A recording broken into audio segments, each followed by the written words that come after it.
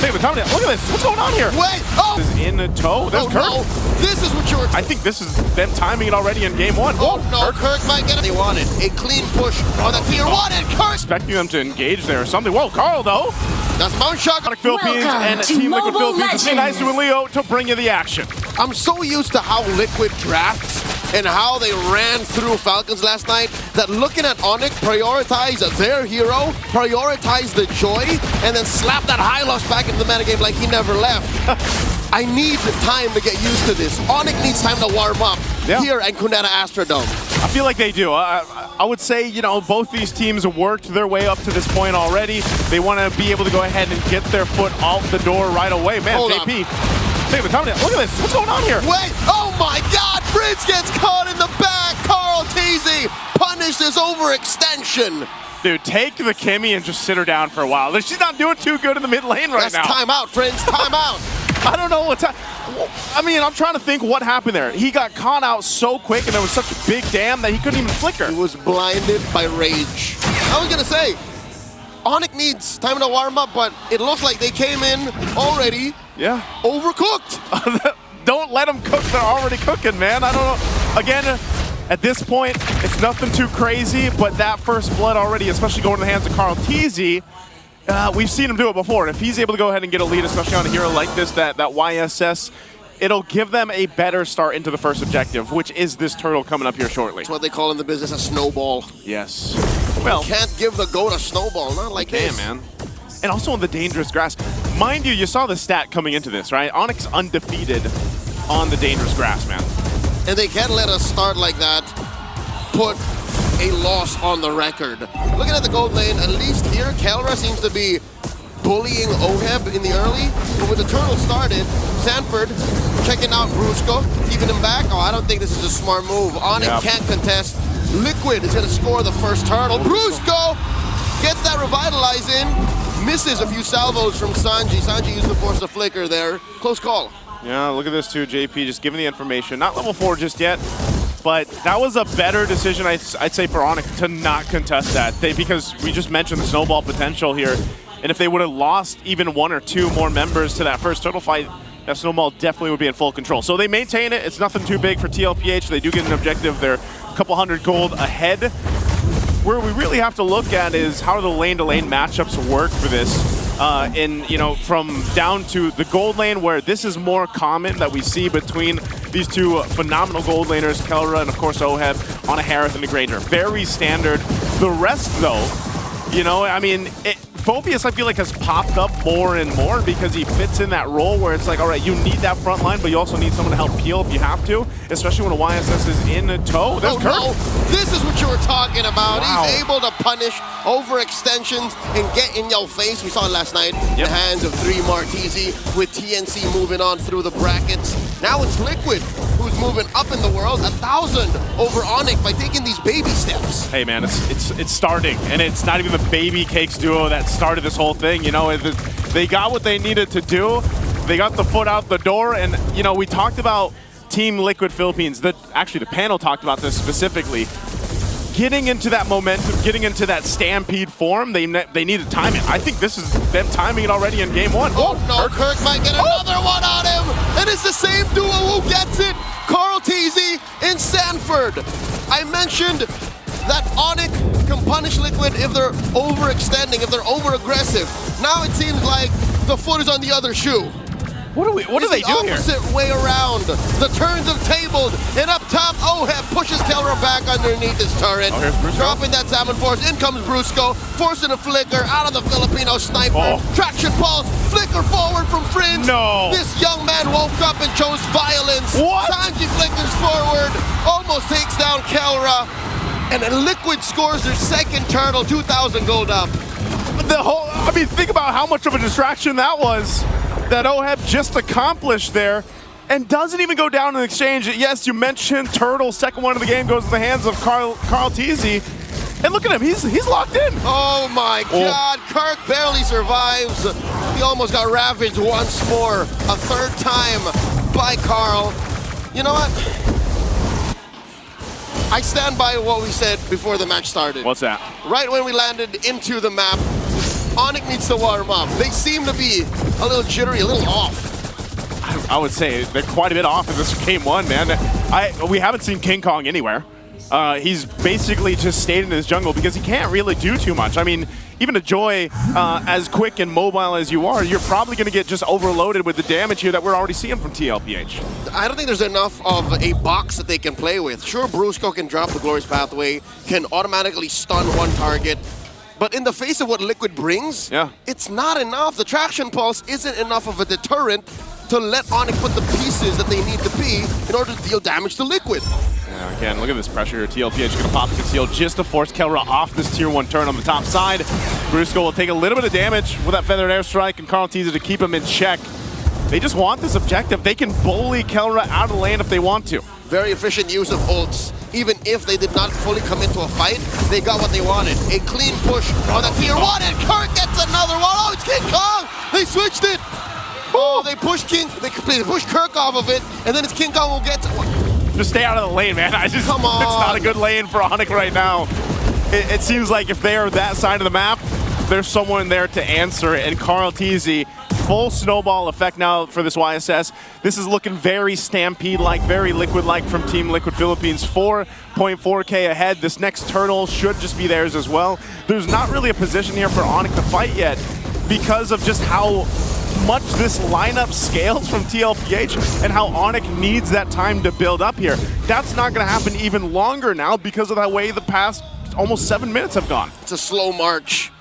4 kills.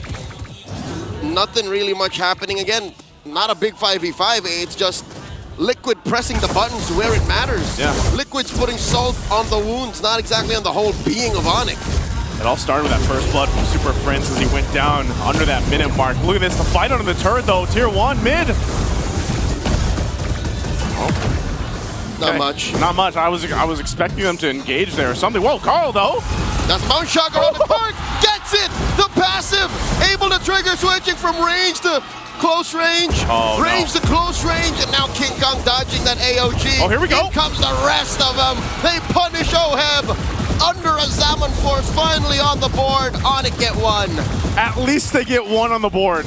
It's TLPH just playing aggressive and strong and fast because of the fact that they have this kind of lead. So it's Oheb that goes down. He just admitted it too. Like, he didn't even have to burn the flicker because he was like, I'm just dead. But with that, TLPH finds themselves building up. Oh man, look at the real-time head-to-head between the junglers right now. Oh my god. 8 minutes up on reaching level 15. Oof. So what that means for a Joy is it's not going to be a good game until later on. Oh, force flicker on the Sanji. The Glorious Pathway drop perpendicular to the angle of attack.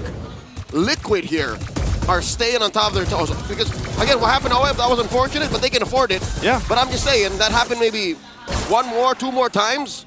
Onyx gonna close that gap. And that gold needs to go over to Kelra, or even Super Friends to an extent. He got the kill earlier on, but you know, scaling-wise, you see it just in terms of the jungle comparison, how much time they're gonna need to build up. Now, as a team, they're gonna need to be able to do that too. They've been holding on to this mid lane tier 1 turret though for a while now, but nonetheless, this first Lord, I think TLPH still clearly gets this one. Onyx can't contest anything.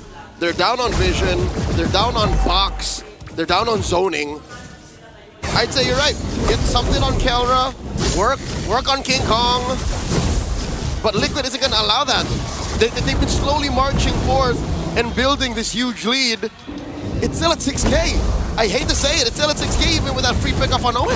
Is this one of those games where, again, you have to look at this lineup from Onyx and be like, all right, how are they going to be on the defense in the base? You know, is there a potential there to turn something around on maybe a little bit of overzealous pressure from Team Liquid Philippines? We've seen it happen before where they purposely push into the base when maybe they don't have to.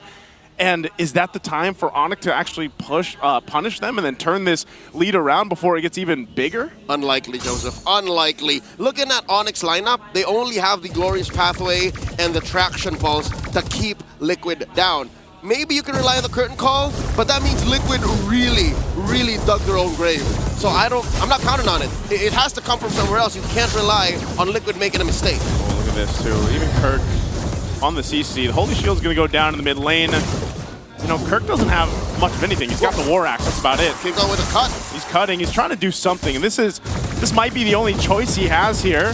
Feathered Airstrike dropped down, they gotta deal with this Lord pushing in. What are they gonna do here? Glorious Pathway, Brusco slowing down the bleeding. They do get rid of the Lord top lane. Slowly gonna alleviate the pressure there too. Onyx get to keep their inhibitors. They're doing fine. All right, they hold on to the base turrets. We've seen this time and time again. Even when a team has 7,000+ gold lead, the main objective on that first Lord is really just to grab those Holy Shields down, go ahead and reset, and get back to farming here. They don't want to go ahead and make that mistake or give that opportunity to Onyx to turn it around. And if you look at this, you know, you got to think, all right, yes, it can go to Kelra. Eventually, he's going to have the items here on the Granger. That's going to take some time, though. We're approaching the 11-minute mark, so he probably needs, like, I don't know, 5 to 6 minutes himself. But still, my main question is, like, where does, you know, King Kong come into this? King Kong is struggling, tries to get his orange, does hit the retribution right, and he will put Super Prince in trouble, forcing a Mount Chakra, throws up that boat, does survive. A salvo misses Prince, almost lethal. The Glorious Pathway to stop the rest of Liquid from driving in. Onyx do lose that Holy Shield down bottom. See, man, it's just way too much damage overloaded right now. King Kong in trouble. In comes the Dominant Force. King Kong, they bait OM out once more. Defensive AOG by Daddy JP. Sanford with the flicker. Onyx show their teeth. Wow, it's Oheb now that goes down in that. And I was just saying, you know, it's so much damage that TLPH has. Well, I guess Onyx has some too. I think Onyx has more damage if you put it late in the late game. If you give them equal amount of net gold, then yes, Onyx will dish out more easy, reliable damage. It's just Liquid now has a better position. Like, later is later. Now is here. This is where we live. 7K up. Live in the now. Think about that. After that one kill again that they got, it doesn't matter if they're 6,500 gold behind. They'll start up the Lord here. They are missing battle spell. Sanford does go down. Kelra gets one stack. Kirk traded out for. The Glorious Pathway not going to slow down Brusco's death despite the revitalize. 2 for 1 the trade. That's what you get with a 7K gold lead. Onyx reeling, backing out of that Lord pit. Yep, that is a clear example of the economic lead that TLPH has right now. They're still fighting back, though. You got to give it up to Onyx. Despite the odds, they're fighting back. They're trying to get back into this game. Part of that, again, is hinged on King Kong. He's got to go ahead and farm up. We saw the breakdown earlier. I think he's doing what he has to. They're not going to contest this Lord, though, so they'll be back on the defense. Again, they hold on to the base turrets. The Holy Shields all went down, but there's potential. We're starting to see the potential of a turnaround here for Onyx. In the recent change in Project Next, past the 8-minute mark, more passive gold was given to players. And I think that's what's allowing Onyx to stay close to it and get kit on the heroes that would otherwise not in the old patch. But still, you got to look at the map and realize the world's not going to stop spinning. Liquid will also still get stronger, and the map will get so much worse, and you can't just close that 4,000 gold lead gap between Carl and King Kong by drinking your vitamins and saying your prayers. It's not going to work out. Dude, wake up call, reality check, look at the map. Those turrets are unmolested. Liquid owns the map, it's all red. Hey man, they don't have anything in their favor. They are going to have to deal with this Lord, though. There's a concealed push in. They're going to go for King Kong. He jumps on out. They're going to fight under the turret. Sanji with a Feather Airstrike hidden in that dangerous grass pixel brush down in the bottom lane. Brusco gets hit with a boat from the Mount Chakra. Carl Teasy wants to take him down. The Goat gets it. He's godlike. King Kong taken out by Oheb. Oh, can they end it here? Lord's with him. Left to defend. A Lord standing. AOG by Daddy JP. Kelra falls. Liquid.